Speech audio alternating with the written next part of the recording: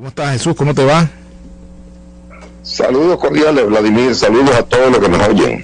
Igualmente. Bueno, gracias por atendernos. Bien, vamos a hablar un poco sobre estos días que quedan de aquí al momento de las elecciones. Formalmente la campaña arrancó el 4, pero todos sabemos que en campaña ya hay mucho tiempo. ¿Y cómo ven las cosas de aquí al 28, Jesús? Bueno, yo pienso que estamos en unas horas cruciales para quienes quieren un cambio en el país, que son todos los venezolanos sin excepción.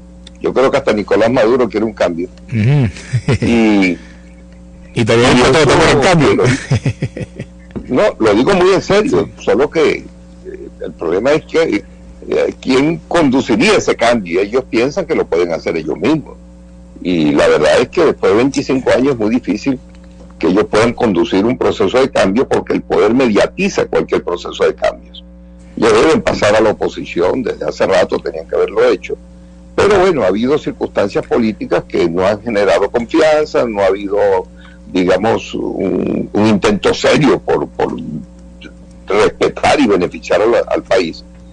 Y creo que estas elecciones del 28 de julio, dentro de 20 días, van a ser muy decisivas para el destino del país.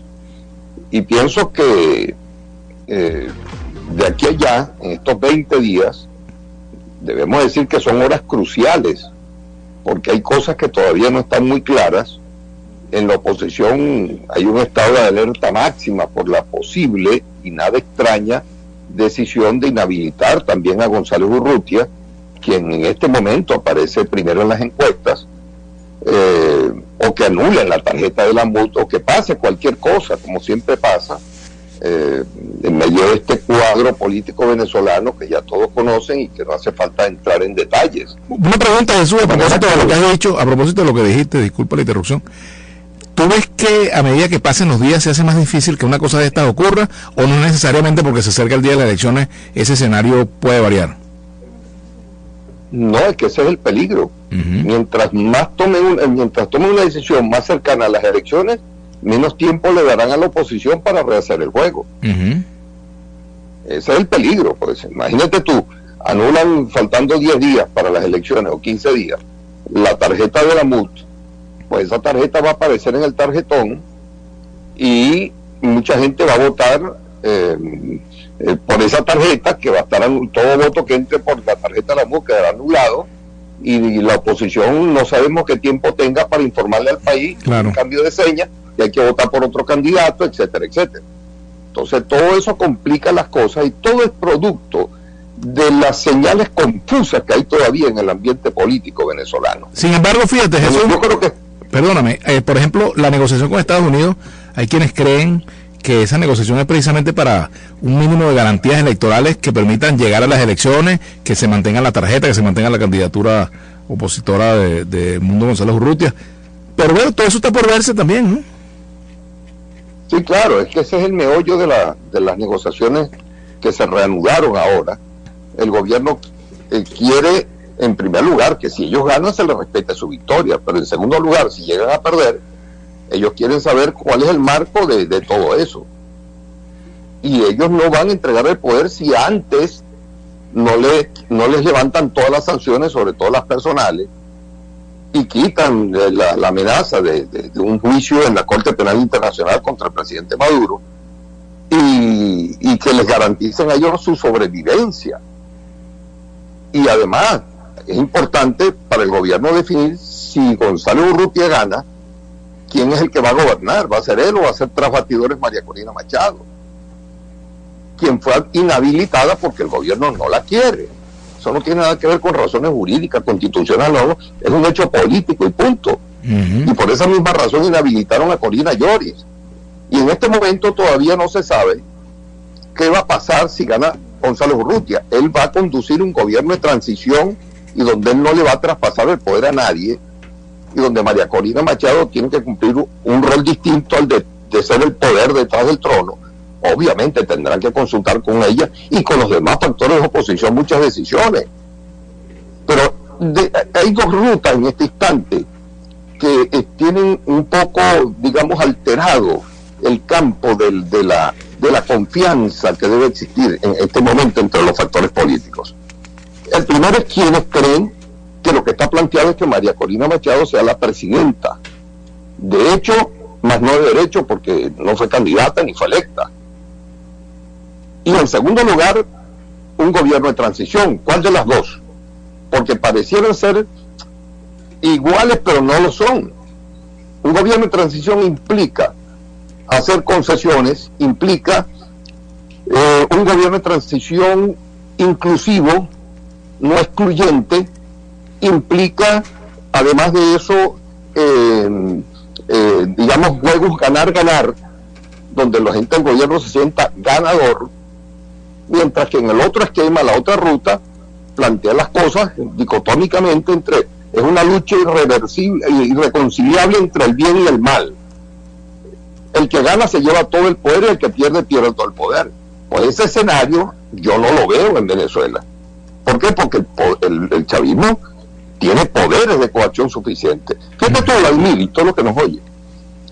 El gobierno tomó la decisión de inhabilitar a María Corina Machado y no pasó nada. Inhabilitaron a Corina Llori y no pasó nada. Judicializaron otros partidos políticos de oposición y no pasó nada. Y no pasó sencillamente porque el gobierno tiene poderes para hacer lo que quiera y la oposición no tiene poderes para impedirlo. Esa es la verdad.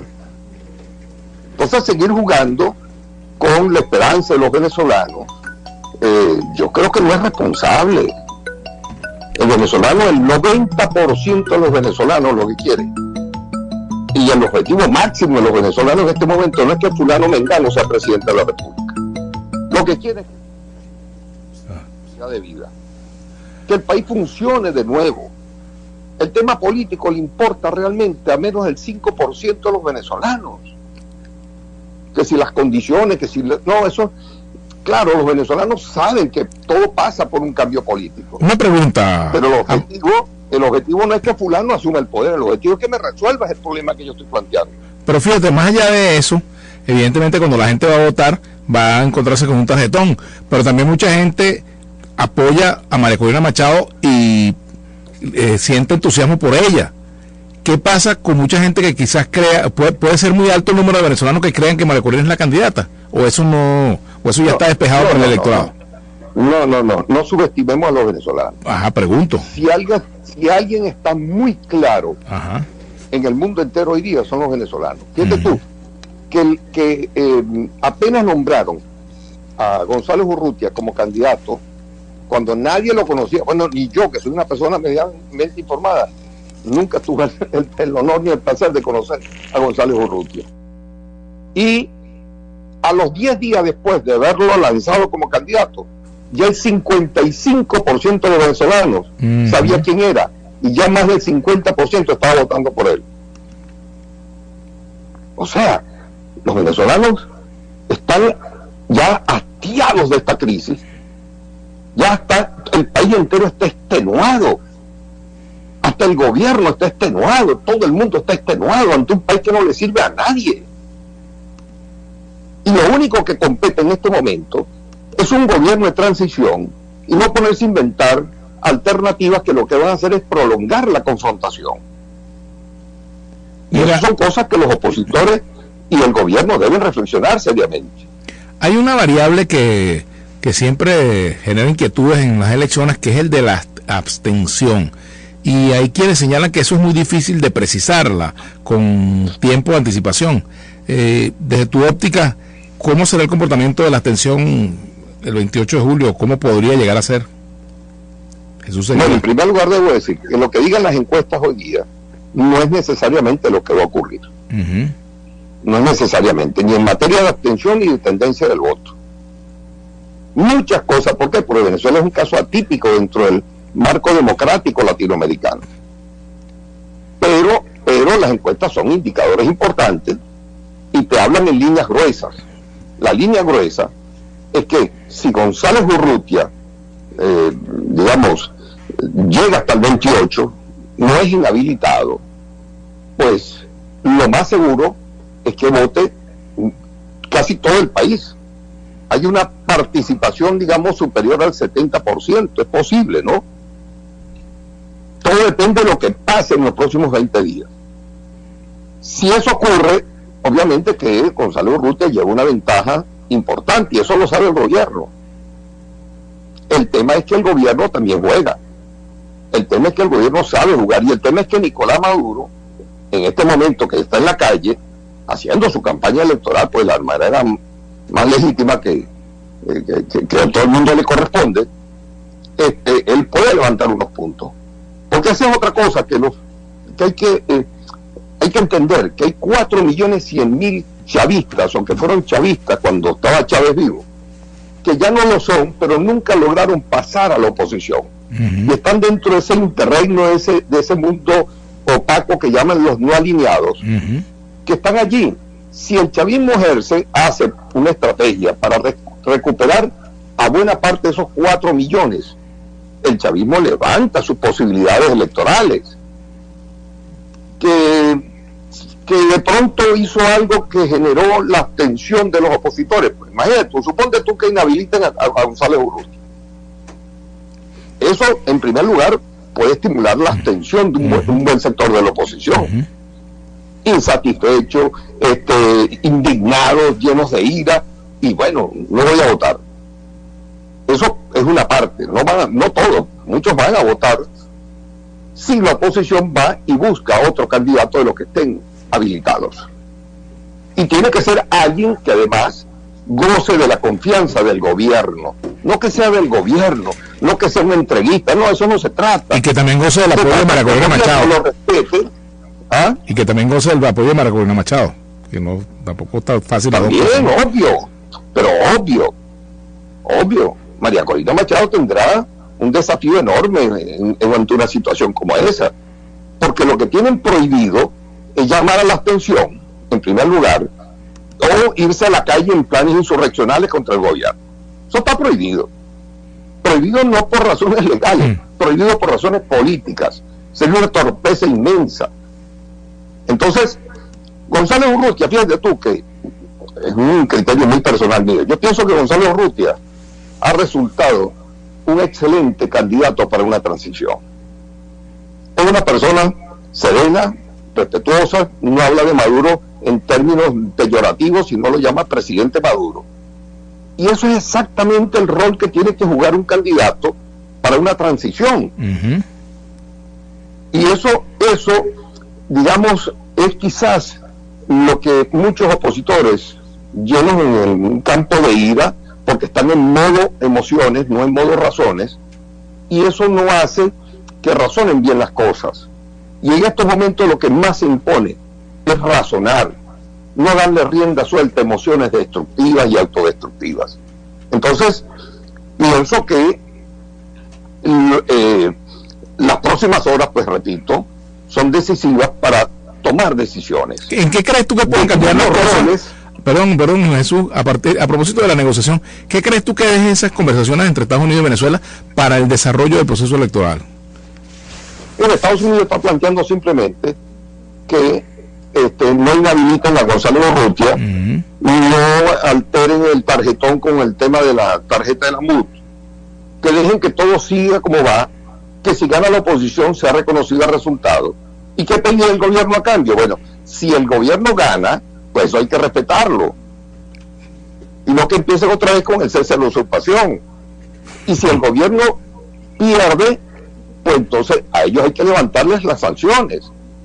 El gobierno en este momento sabe que tiene el juego, digamos, un poco trancado, y que la manera de liberarlo con los Estados Unidos es que levanten las sanciones. Yo no sé cómo lo está pensando la Casa Blanca, pero obviamente